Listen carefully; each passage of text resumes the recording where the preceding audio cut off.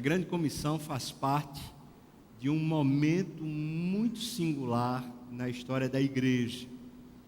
A Grande Comissão foi dada ao final de um período de 40 dias de Jesus ressuscitado. E o texto, especialmente de Atos, diz para nós que durante aqueles 40 dias, Jesus conversou com os seus discípulos acerca do reino de Deus. Então eles estavam já muito felizes porque Jesus já tinha ressuscitado. Eles agora tinham Jesus vitorioso.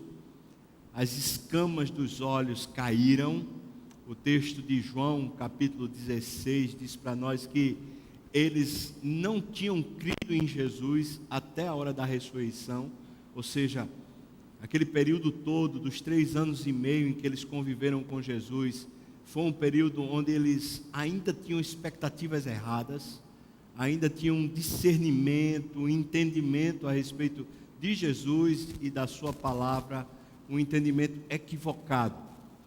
Mas quando Jesus morreu, que veio a decepção, e o texto diz para nós que eles abandonaram, na verdade, Pedro negou Jesus, mas os outros apóstolos e discípulos, eles seguiram para a vida comum.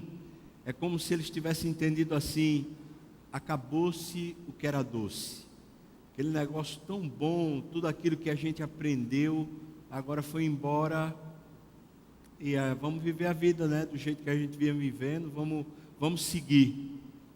Mas aí, ao terceiro dia, o que eles não criam, o que eles não conseguiam discernir, ainda que Jesus tivesse sido assim, bem claro, bem específico, dizendo: ao terceiro dia eu vou ressuscitar, ainda que ele tivesse dito, toda vez que ele falou da morte, ele falou da ressurreição, eles não conseguiam crer, eles não imaginavam que o plano de Deus teria esse fato, a ressurreição. Jesus ressuscita, e quando ressuscita, Jesus precisa visitar cada um dos 11, porque Judas foi enforcar-se, mas cada um dos 11, Jesus parece que teve uma conversa de pé de orelha, não apenas a conversa em público, mas uma conversa muito pessoal, trazendo eles de volta para a fé.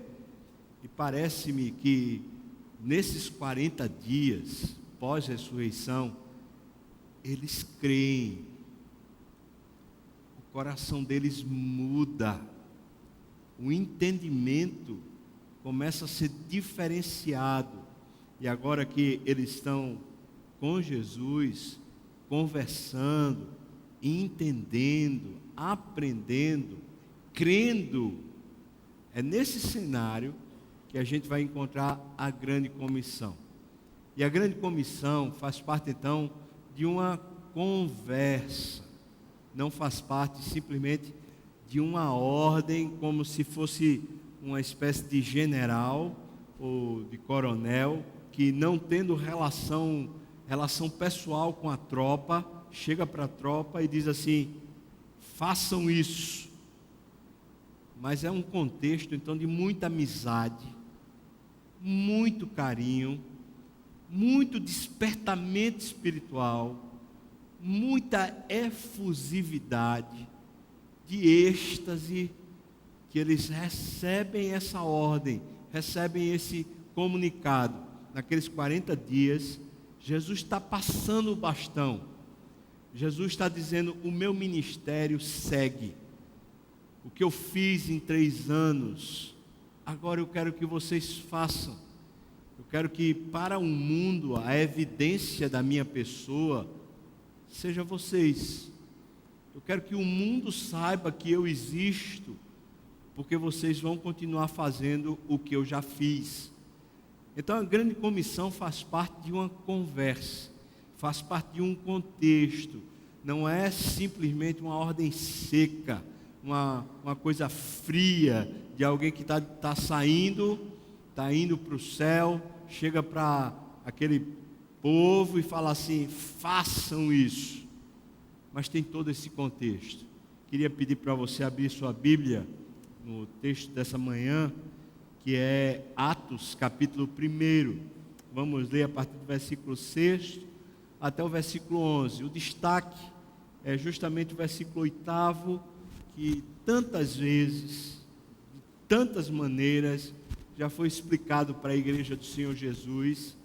E nesses últimos anos, talvez aí os últimos 50 anos de história da igreja cristã, esse texto tem sido usado demais para falar a respeito de missões. Desculpem, eu ainda estou me recuperando daquela sinusite. Mas esse texto tem sido usado demais para falar a respeito de missões, especialmente missões transculturais. Algumas vezes tem sido ensinado da maneira assim muito correta, e em alguns outros momentos tem sido ensinado de uma maneira muito equivocada. Eu espero no Senhor a sua misericórdia para ensinar da maneira correta aqui hoje pela manhã. A partir do versículo 6, Atos 1, do versículo 6 até o versículo 11, a palavra nos diz assim: Então os que estavam reunidos lhe perguntavam: Senhor, será esse o tempo em que restaures o reino a Israel? Respondeu-lhes: Não vos compete conhecer tempos ou épocas que o Pai reservou para a sua exclusiva autoridade, mas recebereis poder ao descer sobre vós o Espírito Santo, e sereis minhas testemunhas, tanto em Jerusalém, como em toda a Judéia e Samaria, e até aos confins da terra. Ditas essas palavras, foi Jesus elevado às alturas, à vista deles, e uma nuvem o encobriu dos seus olhos. E estando eles com os olhos fitos no céu, enquanto Jesus subia, eis que 2 varões, vestidos de branco, se puseram ao lado deles e lhes perguntaram: Varões galileus, por que estás olhando para as alturas? Esse Jesus, que dentre vós foi assunto ao céu, assim virá, do modo como o viste subir. Vamos orar, irmãos. Senhor, eu peço a Ti misericórdia. Já pedi, mas peço de novo, para não ser achado em falta diante dos Teus olhos. É muito rico, Senhor, o que a gente tem nesse texto. Tua palavra toda é rica. Mas eu peço ao Senhor, por favor, tenha misericórdia desse auditório agora. Porque talvez, Senhor, a gente já tem alguma coisa guardada na mente, e às vezes a gente não consegue olhar para o texto. Por isso eu peço a Ti, Deus, que o Senhor nos faça olhar para o texto e aprender a partir do texto. Santo Espírito, nos guie até a verdade. E assim a gente pede para a Tua glória e para a nossa edificação, em nome de Jesus. Amém, Senhor. Amém. Ok, hoje é dia dos pais. Eu queria dar os parabéns aos pais que estão aqui. Os outros que foram para o departamento infantil certamente estão recebendo lá também os parabéns. Queria dizer para você que é pai, que de repente um texto feito esse que a gente está lendo parece não ter nada a ver com ser pai, mas quando a gente olha para a grande comissão, a gente pensa que o que se requer na grande comissão tem muito a ver com a tarefa de ser pai, também com a tarefa de ser mãe, com a tarefa de ser líder, de ser guia de alguém, de instruir, de cuidar, de apacentar, de mostrar o caminho, de ser referência, de ser testemunha. Então, de alguma maneira, ainda que não seja um sermão falando sobre paternidade ou sobre esse papel, eu acho que vai de alguma maneira tanger a gente, vai de alguma maneira ensinar também a respeito dessa nossa tarefa, dessa nossa missão. Voltando então para a grande comissão, o texto diz que é um momento final e que Jesus sobe aos céus. Diz que antes dele falar, Atos 1:8, mas recebereis poder ao descer sobre vós o Espírito. Antes dele dizer essas palavras, o contexto, a conversa imediata, onde eles estão tratando, os discípulos perguntaram para ele: Senhor, é agora que o Senhor vai restaurar o reino a Israel? E se a gente lê, por exemplo, o Evangelho de João, ou mesmo o Evangelho de Lucas, mostrando esse episódio da ressurreição, a conversa de Jesus a respeito do reino com os discípulos está enchendo o coração deles de esperança. Só que os discípulos, assim como todos os judeus daquela época, e de alguma maneira até hoje os judeus, estavam esperando um rei, um Messias que fosse rei, um rei que assumisse a soberania nacional e que levasse Israel a uma nova glória. De alguma maneira eles estavam precisando de esperança, de um novo estado das coisas. Só fazendo um paralelo assim muito talvez assim fraco, mas só para ajudar. Por exemplo, o Brasil vivendo a crise que vive, econômica, política, com essas coisas todas, muitos de nós ficam meio que esperando algum nível de solução, alguma coisa que faça o Brasil pelo menos voltar a crescer de novo, pelo menos voltar a ter alguma esperança. Como o povo de Israel, naqueles dias, estava vivendo debaixo do jugo romano, tinha que pagar altos impostos, não possuía soberania nacional. O rei que eles tinham, que era Herodes, era na verdade uma coisa falsificada, e os judeus sabiam que aquele ali era uma espécie de boneco na mão de Roma, que ele não tinha autoridade nenhuma. Os judeus estavam muito tristes, eles queriam muito que algum grande líder se levantasse e trouxesse o apogeu, trouxesse o crescimento, trouxesse a soberania nacional. Jesus ressuscita para os discípulos. Aquele negócio é muito poderoso, como para nós também. Quem ressuscitou a si mesmo? Quem foi que conseguiu sair do túmulo? Quem antes na história tinha feito isso? Ninguém. Mas Jesus cumpriu a palavra e saiu do túmulo, e agora está entre eles conversando a respeito do reino. De repente, na cabeça deles, eles começam a pensar: acho que ele saiu do túmulo, porque agora, com esse poder e essa autoridade que vence a morte, ele vai tomar-nos como nação e vai nos levantar. É agora o momento. E então, eles ainda não estão plenamente conscientes de que Jesus já era rei. Ele não iria tomar o reino do mundo, mesmo o reino de Israel como nação, não iria tomar nenhuma dessas glórias ou dessas riquezas humanas, mundanas, para se colocar como soberano. Jesus, ao vencer a morte, ele venceu a maior autoridade que existe para a existência humana. Não há outra autoridade maior a não ser Jesus. A morte ceifa a todos. A morte determina a peregrinação da gente. Não tem jeito, todos nós, sem exceção, vamos passar pela morte. Jesus, ao vencer a morte, já assumiu o trono, não apenas o trono na terra, mas ele assumiu o trono no cosmos. Já estava entre eles o rei, o grande rei, o Senhor dos senhores, o rei da glória, o soberano das nações, estava entre eles, com a mesma humildade que lhe era característica, com a mesma simplicidade.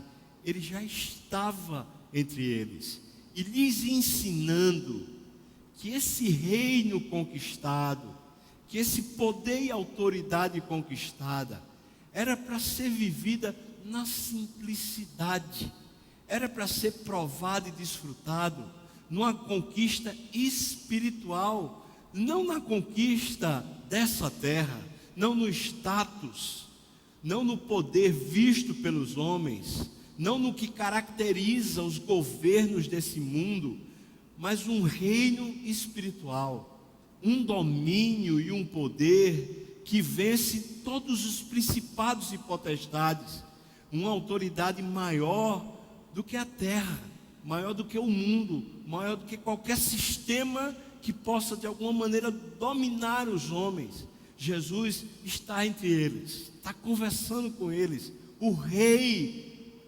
o dono está entre eles. Eles estão felizes, eles já estão percebendo que esse homem é distinto mesmo de tudo e de todos, mas eles ainda não compreendem as dimensões desse reino. Até onde vai? Jesus tinha dito para eles no Evangelho de João, no Evangelho de Lucas, nós encontramos algumas conversas a respeito do reino, e Jesus tinha dito para eles: olha, o meu reino não é físico, não é desse mundo, o meu reino, ele é invisível aos olhos. E disse mais: já é chegado entre vocês, o meu reino é para dentro do coração de vocês, é para vocês entenderem e provarem no seu ser interior, é dentro de vocês que vocês vão desfrutar, entender, aprovar o reino, não fora.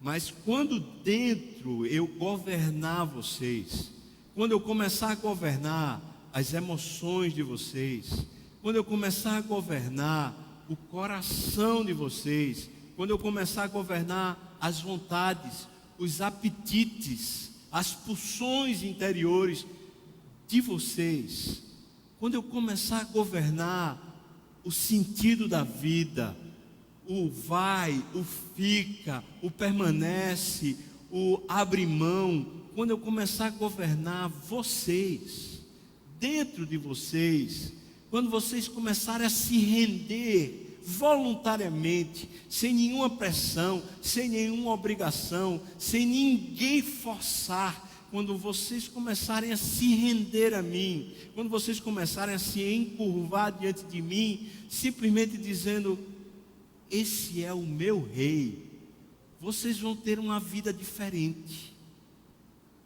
o mundo será diferente, vocês vão de alguma maneira ferir o mundo, de alguma maneira vocês vão provocar o mundo vai se inquietar, porque o reino já vai estar acontecendo no mundo, nos corações dos que crerem, no coração daquele que olha para Deus e diz: Senhor, Tu mandas e eu obedeço, Tu mostras e eu faço. No coração daquele que simplesmente segue na vida como alguém que é comandado e não mais como senhor de nada, como dono de nada, como proprietário de nada. Gente que se encurvou, se doou, se entregou a Ele. Jesus está ensinando isso aos discípulos.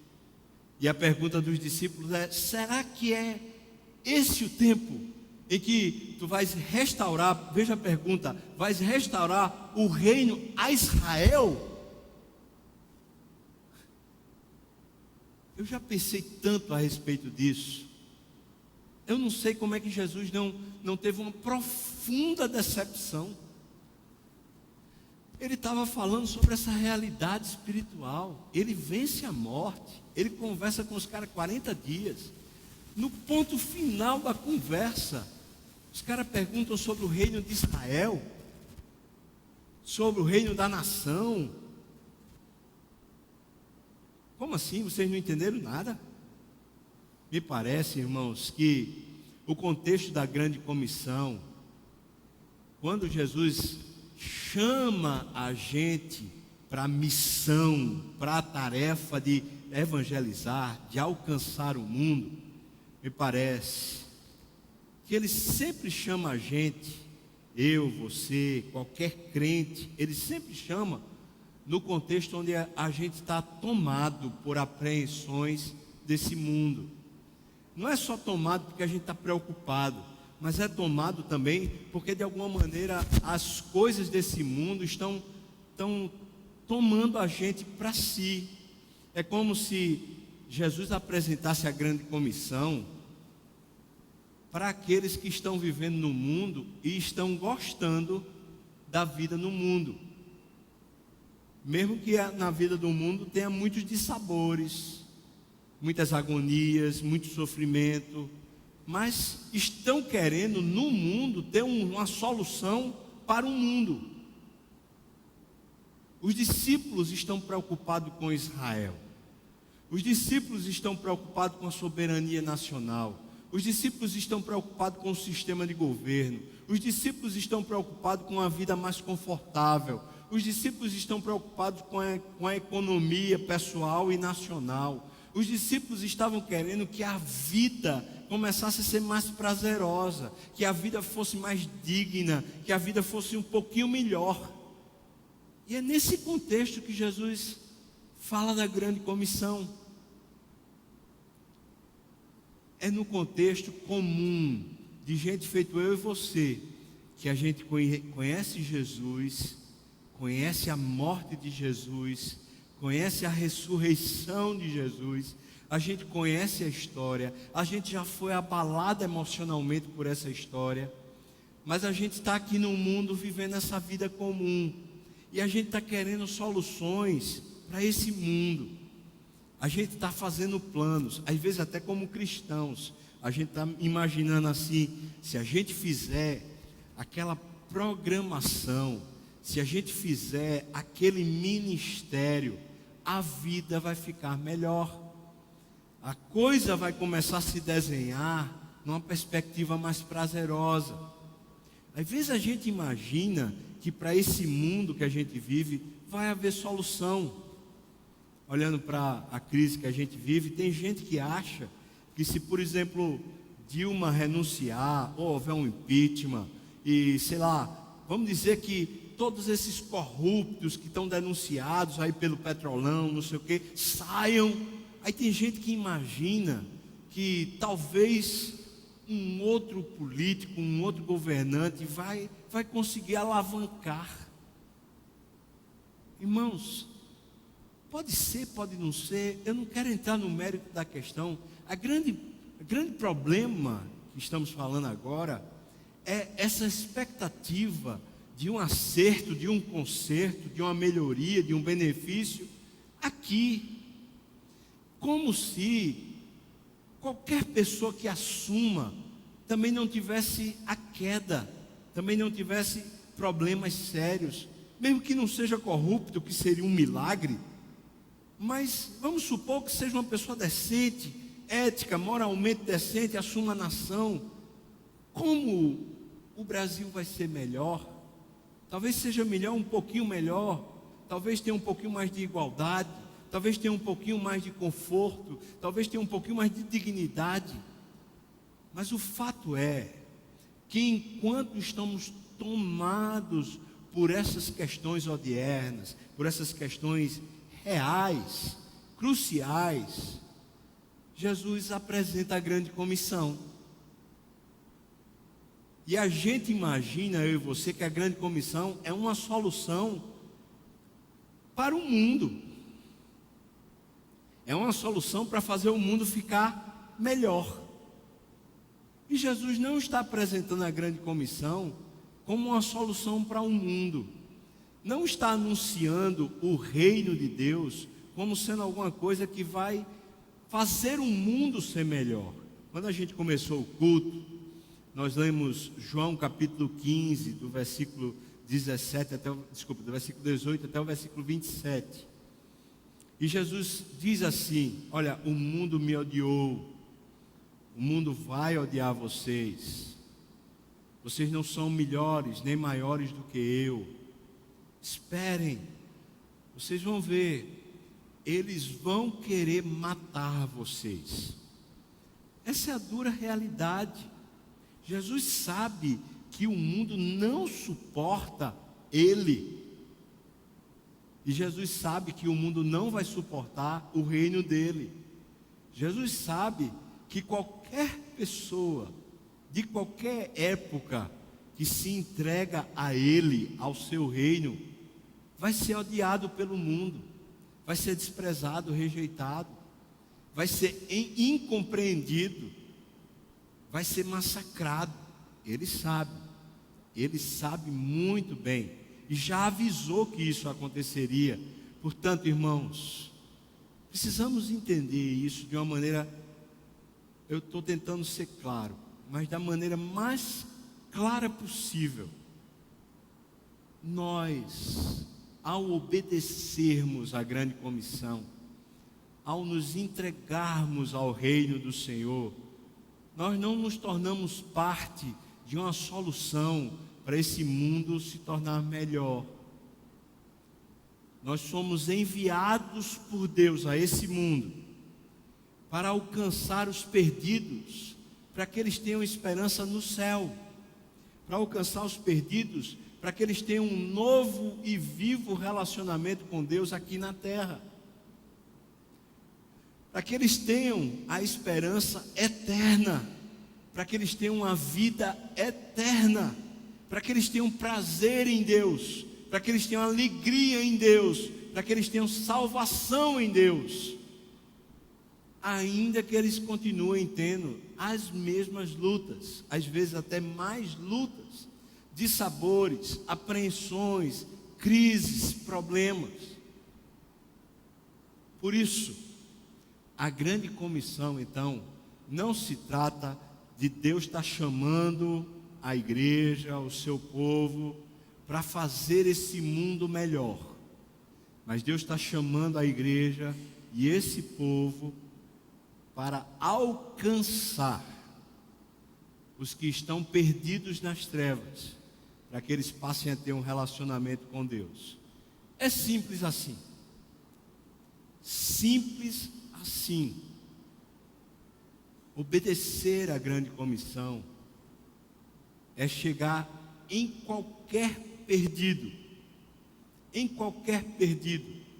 qualquer pessoa que está vivendo sem Deus, qualquer pessoa que não ama Deus, que não desfruta paz interior, que não desfruta o aconchego do Espírito, é chegar para qualquer pessoa que está nas trevas, que está em perdição, e anunciar a salvação pela cruz em Jesus.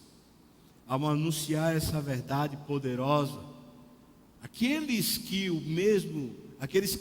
Deus por Ele mesmo escolheu, eles vão crer, e quando eles crerem, eles vão, vivendo nesse mundo, começar a ter a esperança do céu como nós temos. Eles vão começar a ter um relacionamento com Deus como nós temos. Eles vão começar a experimentar uma vida diferente como nós temos. Mas eles vão continuar aqui no mundo, tendo as mesmas realidades que nós temos, as mesmas crises, os mesmos problemas, as mesmas lutas. Portanto, esse reino que nós passamos a provar quando nos entregamos para Ele, é o reino que nós anunciamos quando somos chamados por Deus para a grande comissão. Quem é chamado para a grande comissão? Essa é a primeira pergunta que eu acho que é relevante a gente fazer a Atos 1:8. Quem é chamado para a grande comissão? Alguém vai dizer assim: olha o texto, pastor. Olha aí, por favor, o texto. Olha o texto. A conversa que Jesus está tendo é com quem? Então eu pergunto para você, igreja, Jesus está tendo essa conversa com quem? Quem faz parte do cenário onde Jesus está conversando e de repente ele anuncia a grande comissão? Eu tenho certeza absoluta que os 11 apóstolos estão naquela conversa. Mas se você olhar o contexto, você vai ver os versículos posteriores, que havia pelo menos, preste bem atenção, havia pelo menos 120 testemunhas.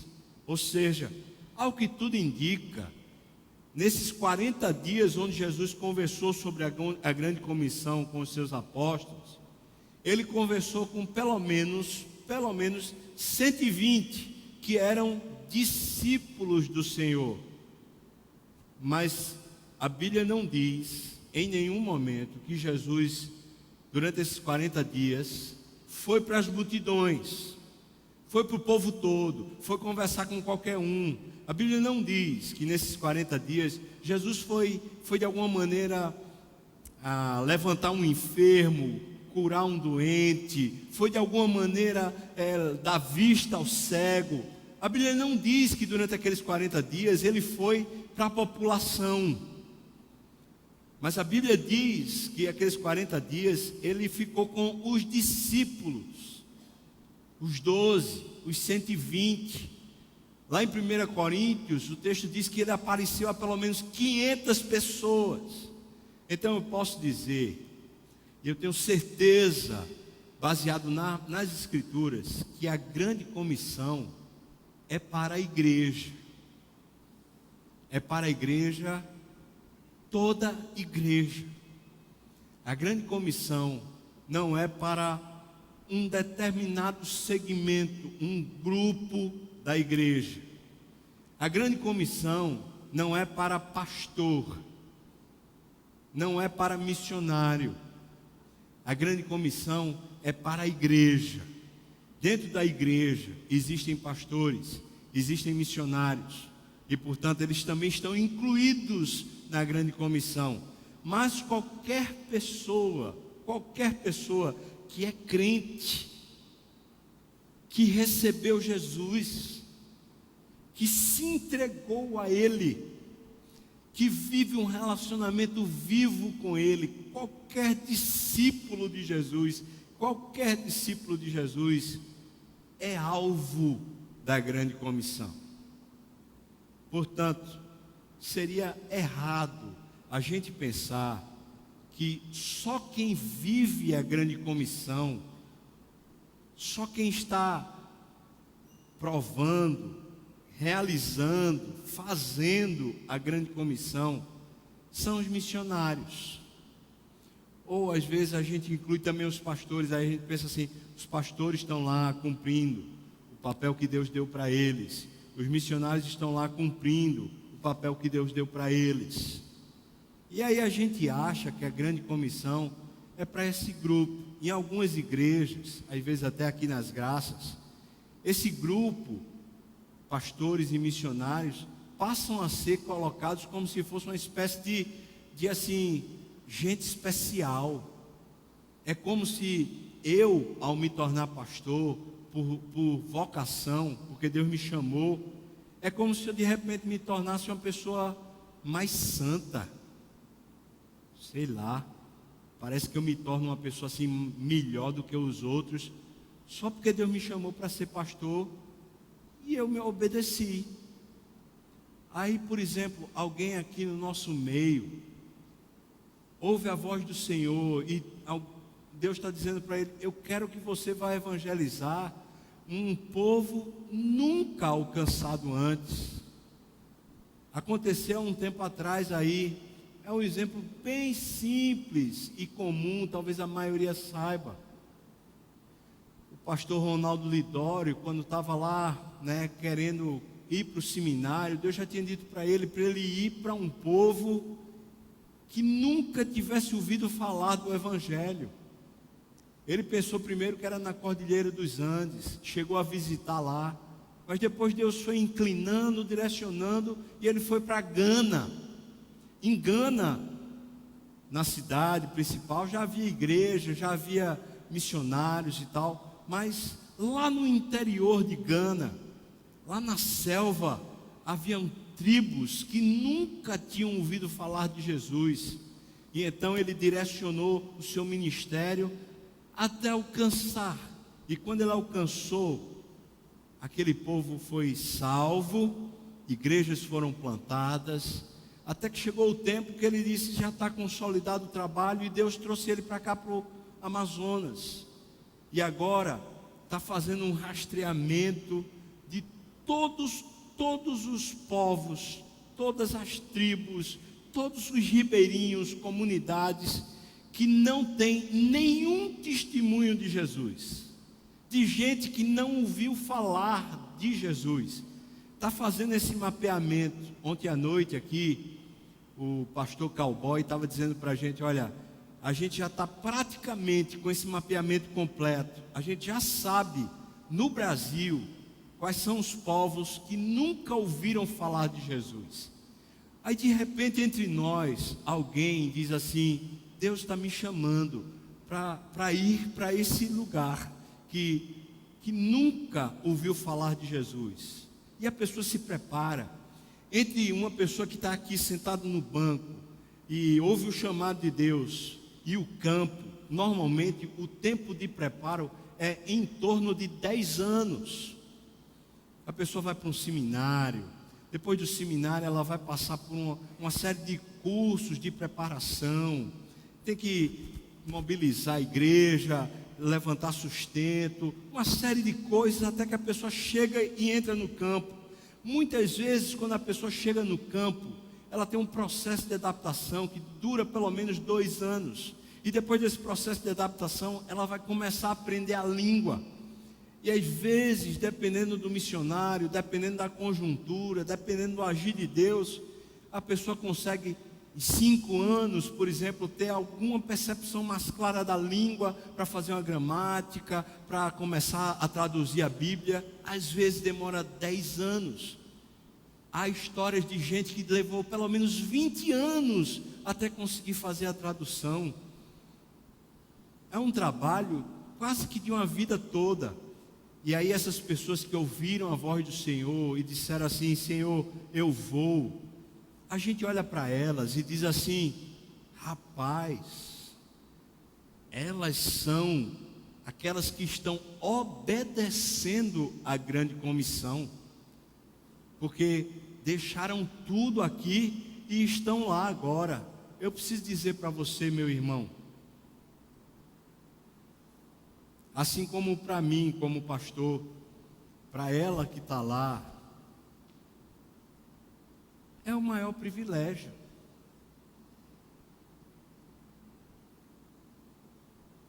Se trata simplesmente de Deus querer isso, e porque Deus quer, é o maior privilégio.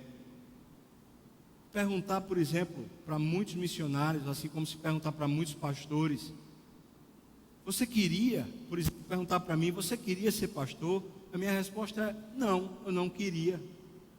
Sinceramente, eu preferia ser um profissional comum, trabalhar na igreja, estar envolvido com a igreja, mas não ser pastor. Mas Deus me chamou para esse fim. Assim como Deus chamou um missionário que vai alcançar um povo não alcançado, chamou para esse fim. Mas a grande comissão não é específica para aquele missionário, para aquele pastor. A grande comissão é para toda a igreja, sem distinção. Todo mundo que é crente. Então eu posso dizer, se você é crente de verdade, você foi chamado por Deus. Se você é crente de verdade, Deus enviou você para o seu trabalho, para o lugar onde você trabalha, para as convivências que você tem, para os relacionamentos que você tem. E esse lugar onde você trabalha, e esse lugar onde você vive, e essa família onde você pertence, aqueles que não conhecem a Deus, aqueles que nunca ouviram falar de Jesus, aí você diz, mas todo mundo já ouviu, pastor. Tem os filmes, tem os teatros, tem as igrejas, tem as pregações na televisão o tempo todo. Todo mundo já ouviu. Eu quero dizer para você, não ouviu. Eles ouviram mensagens. Eles ouviram um bocado de abobrinha. Mas talvez eles não ouviram de Jesus.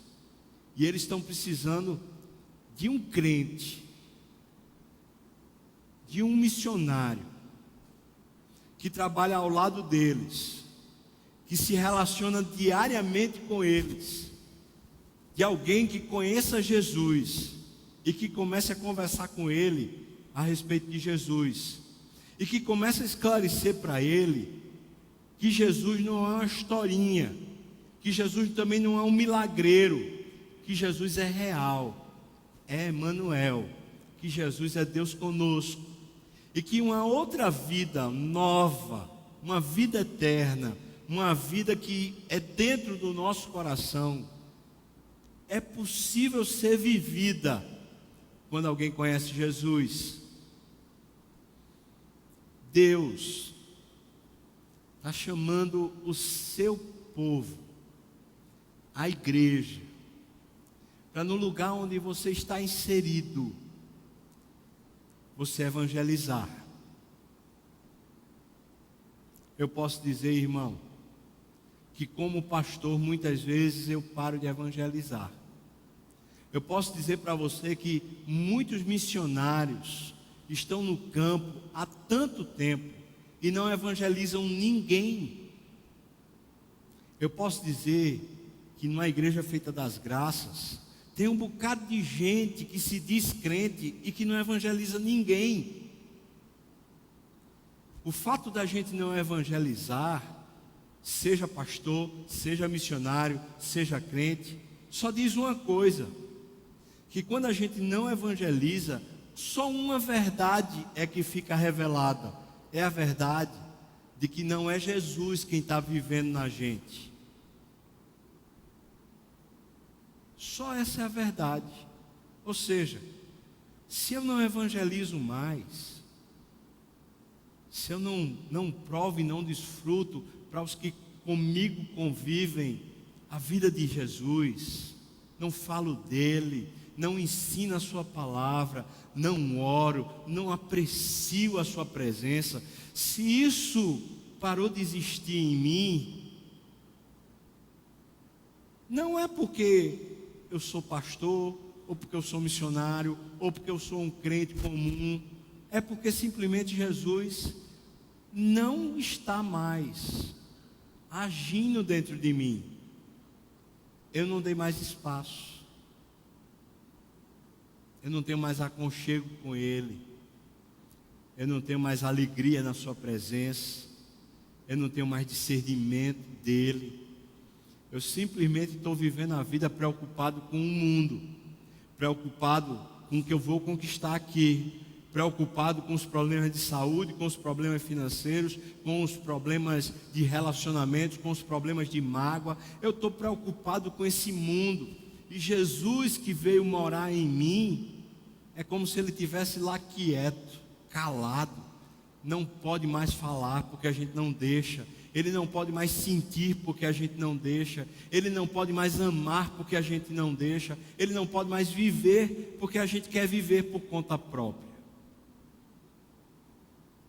Por isso que a grande comissão, sendo para a igreja toda, ela só pode ser vivida pela obediência. Uma mulher chamada Sophia Miller, ela veio para o Brasil para alcançar os indígenas. Ela se embrenhou na mata amazônica. Ela passou 40 anos no meio daquele povo. Houve período de anos durante esses 40 anos que a missão, a sua igreja, não sabia mais notícia dela. Essa mulher varreu os rios amazônicos. Ela foi ao encontro de todos os indígenas que ela pôde. Ela pregou 40 anos. Ao final da vida, já cansada, uma senhora, sozinha, ela volta para os Estados Unidos. Quando ela volta, ela foi entrevistada lá. E na entrevista, a repórter perguntou para ela assim: diga para a gente, qual foi o segredo? O que foi que aconteceu quando você resolveu ir para o Amazonas, se embrenhar naqueles indígenas para viver lá, assim meio perdida durante 40 anos? Diga o que foi que aconteceu. Ela falou: o que aconteceu? Eu não estou entendendo. Sim, como foi? O que foi assim que mexeu com você? Ela falou: nada. Não teve nada disso. Eu li uma ordem eu obedeci. Só foi isso. Não foi emoção, não foi, nada. Simples. Meu Jesus disse para mim: evangeliza. Eu evangelizei. A grande comissão é isso, irmão. Simples assim.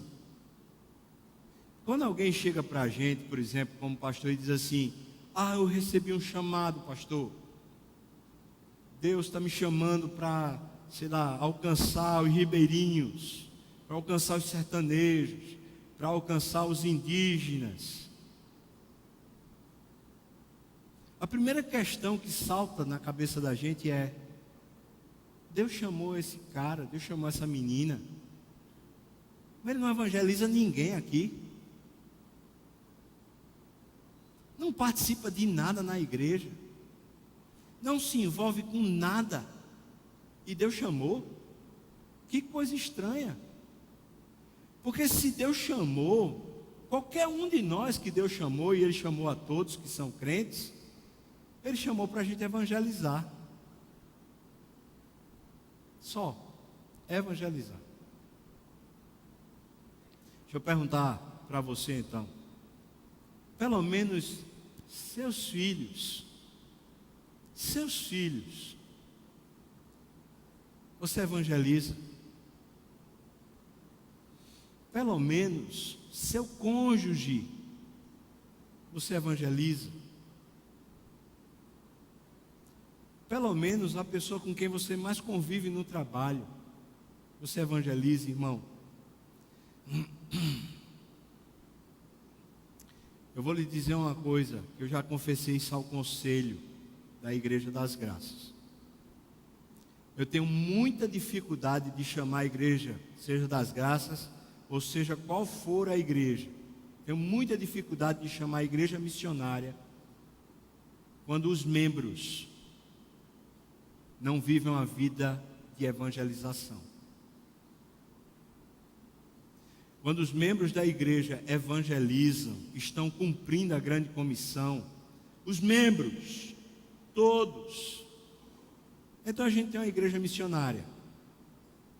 Mas quando o que acontece, que tem acontecido com a Igreja das Graças, a gente pega algumas pessoas que são chamadas para irem para missões transculturais, e a gente apoia e investe financeiramente, e investe emocionalmente nessas pessoas, e elas vão, e elas estão lá cumprindo, graças a Deus.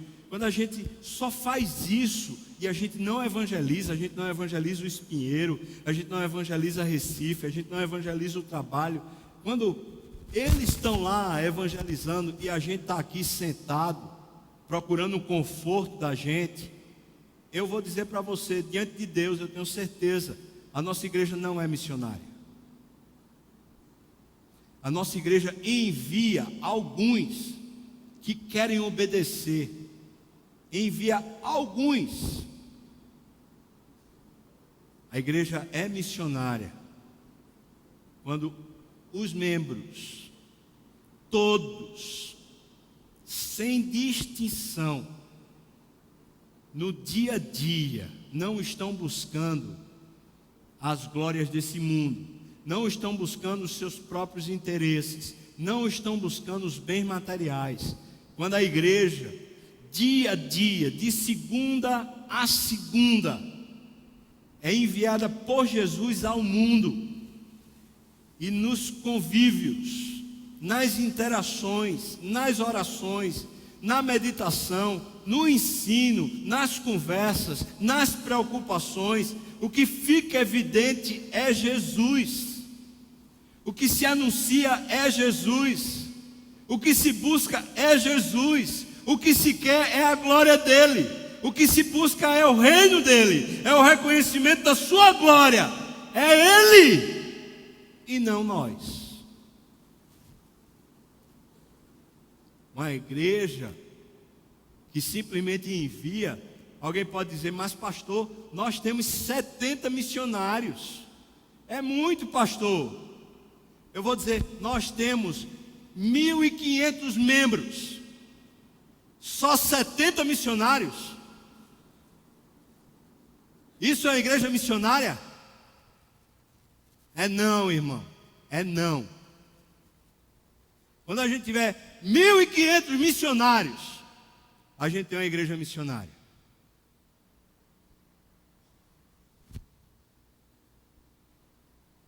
Pastor, presbítero, diácono, líder de grupo pequeno, crente que não tem função nenhuma na igreja, está comprometido em Cristo a fazer Cristo conhecido. Isso é a igreja missionária.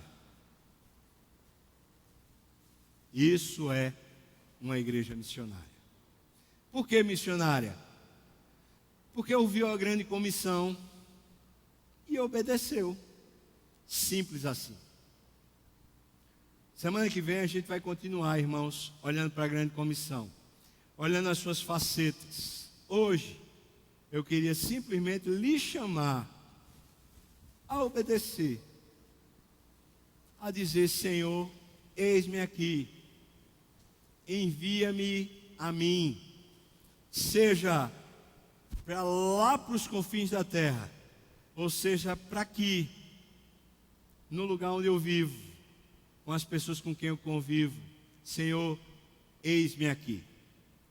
E se você, como eu, quer dizer ao Senhor: eis-me aqui, me envie, Senhor, me leve. Você, como eu, quer obedecer. Eu queria convidar você a ficar de pé. Eu queria orar por você, para a gente orar junto aqui. Você quer obedecer, você quer dizer: olha, eis-me aqui, Senhor, me envie.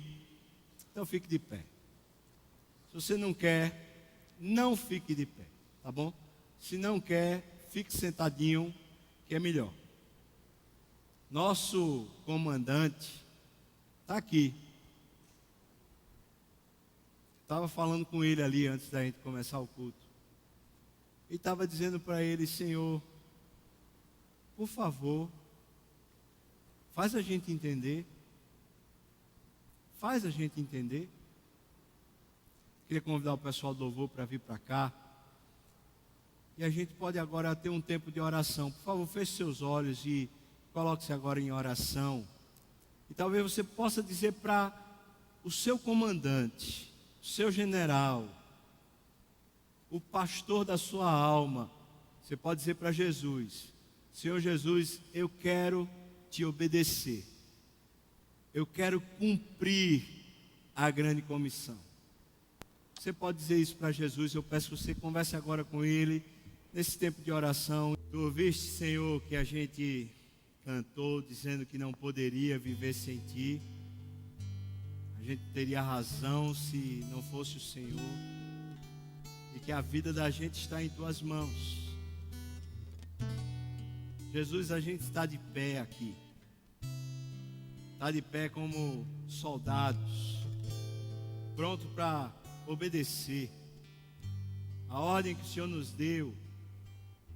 A gente quer cumprir, Senhor. Então eu peço a Ti, que como o Senhor prometeu, lá, naquele momento que o Senhor comissionou, que a gente, tendo o Teu Espírito, a gente teria poder para fazer. Eu quero pedir agora, Senhor, encha a Tua igreja com Teu Espírito, Senhor. Sopra com esse Espírito, para que o poder do Espírito seja revelado essa semana, nas nossas convivências. Para que o poder do Espírito traga perdão quando a gente estiver magoado. Para que o poder do Espírito traga a ressurreição quando a gente estiver apático.